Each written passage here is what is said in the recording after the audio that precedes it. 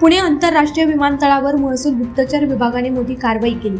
या कारवाईत विमानतळावर तब्बल 10 कोटी रुपयांचे ड्रग जप्त करण्यात आलाय।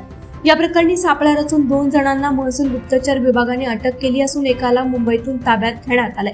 बँकॉक ते पुणे असा प्रवास करून आलेल्या प्रवाशांना अटक करण्यात आली आहे। या प्रकरणाचा तपास सध्या सुरू आहे। मिळालेल्या माहितीनुसार बँकॉक कडून पुणे आंतरराष्ट्रीय विमानतळावर सोमवारी दुपारी 2 जण उतरले। त्यांच्याकडे ड्रग्ज असल्याची माहिती DRIच्या मुंबई पथकाला मिळाली होती। त्यानुसार महसूल गुप्तचर विभागाच्या पथकाने पुणे विमानतळावर सापळा रचून दोघांना ताब्यात घेतलं आणि त्यांची चौकशी केली।